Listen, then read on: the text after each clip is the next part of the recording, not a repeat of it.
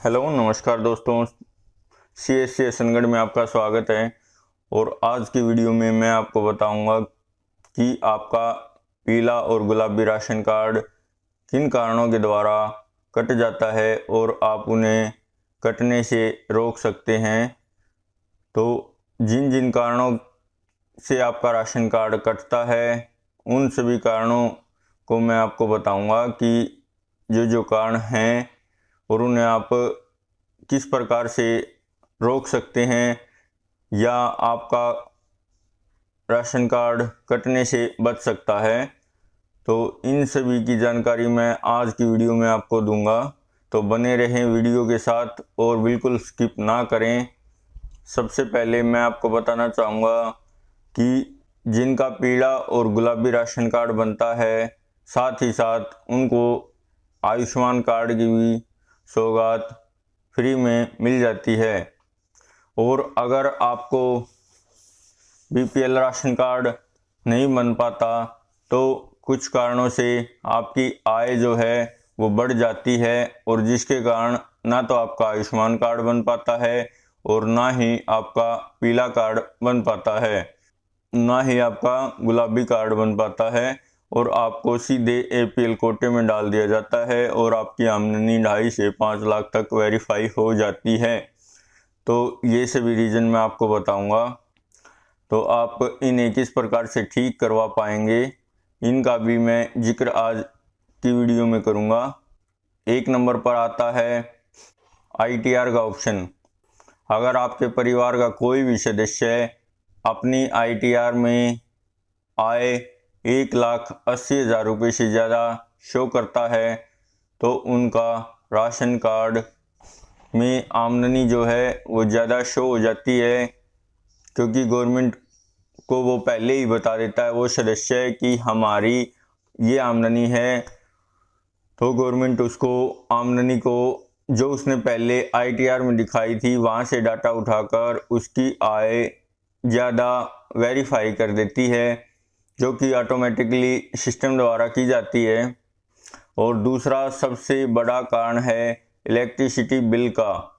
मान लो कि किसी लेडीज के नाम से इलेक्ट्रिसिटी मीटर लगा हुआ है और उसका सालाना बिल 12,000 से अगर ज़्यादा आ जाता है तो राशन कार्ड कटने के साथ साथ एक और इसमें समस्या आती है जो हमने देखी है, फेस की है। उसमें क्या होता है कि जो लेडीज की आय गवर्नमेंट शो कर देती है और उसकी आय लगभग 1,80,000 से 2.5 लाख के बीच में वेरीफाई हुई मिलती है, जबकि उसकी कोई आय नहीं होती एक्चुअल में।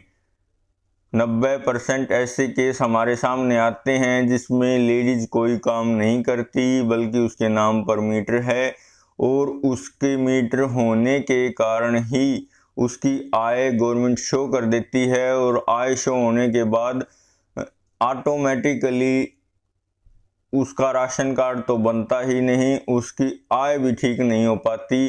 तो आप कोशिश करके जो भी मेंबर आपका कमाई करता है या इनकम सोर्स जिससे आता है उसी के नाम पे ही बिजली का मीटर रखें, ताकि आमदनी शो गवर्नमेंट लेडीज की ना कर सके, बल्कि मुखिया तो कमाता ही है। मुखिया के नाम पे ही मीटर अगर होता है तो कोई परेशानी आपको आगे नहीं आएगी।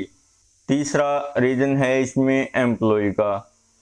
एम्प्लॉय चाहे वो स्टेट गवर्नमेंट का हो, PSU public sector undertaking government के थ्रू काम कर रहा है, या किसी प्राइवेट फर्म में काम कर रहा है जिसकी आमदनी गवर्नमेंट PF प्रोविडेंट फंड जो भी या PF या NPS कह सकते हैं जिसमें उसका कटता है, उसके अनुसार उसकी आमदनी दिखा देती है। इसमें क्या होता है कि मान लो आपको सैलरी मिल रही है 10 से 15,000 और PF में आपकी जो बेसिक या आपकी सैलरी कुछ दिखा देते हैं, थोड़ी ज़्यादा दिखा देते हैं। ये एक्चुअल नॉर्मल होता ही है कि आपकी वहाँ पे सैलरी 20,000 वो दिखाएंगे आगे और आपको मिलेंगे 15,000। तो इससे भी आपका आमदनी का जो सिस्टम है वो बढ़ जाता है और आपका राशन कार्ड कट जाता है। अब चौथा रीज़न है किसान का।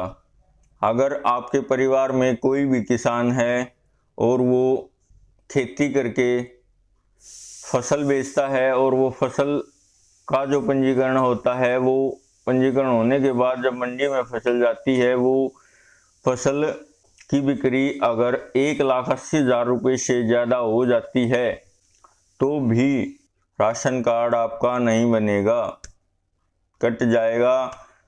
अगर आप किसी की भूमि पट्टे पर बोते हैं तो आप कोशिश करें कि उसी के नाम पे पंजीकरण कर लें या दिखा दें कि आपने पट्टे या ठेके पर उसकी ज़मीन ली है, तो इसमें आपको कुछ राहत मिल सकती है। पांचवा सबसे बड़ा कारण है लेबर। अभी गवर्नमेंट ने क्या किया है कि लेबर के ऊपर भी कैंची चला दी है। उसमें भी अगर कोई व्यक्ति श्रमिक है, जैसे मैंने अभी आपको बताया था कि पीएफ और एनपीएस, अभी मैंने जिक्र ही किया था 3rd नंबर पे, तो जो गवर्नमेंट एम्प्लॉय होते हैं उनका तो एनपीएस कटता है और जो श्रमिक होते हैं उनका पीएफ कटता है। तो पीएफ के बेस पे जो भी लेबर हैं उनकी आमदनी अगर 1,80,000 रुपये से ज़्यादा है तो भी उनका राशन कार्ड नहीं बनेगा। 6ठे नंबर पर हम आते हैं पेंशनर के ऊपर, जो भी एक बड़ा कारण है।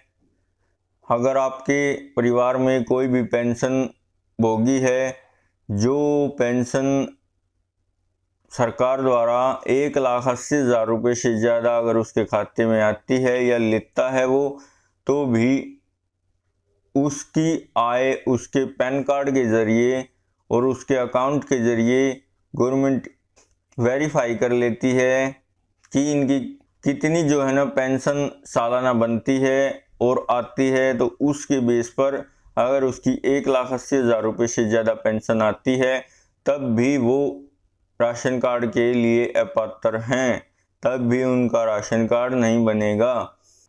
7वां जो बड़ा कारण है वो ये है कि अगर आप किसी शहर में रहते हैं या किसी सेमी अर्बन एरिया में रहते हैं और आपके पास 100 वर्ग गज से ज़्यादा ज़मीन है रहने लायक मकान की, और अगर वो प्रॉपर्टी आपके नाम पर है और आपके आधार कार्ड से जुड़ी हुई है या परिवार में किसी के भी सदस्य के नाम पर वो ज़मीन है और उसके आधार कार्ड से जुड़ी हुई है, तब भी आपका राशन कार्ड नहीं बनेगा, पीला और गुलाबी।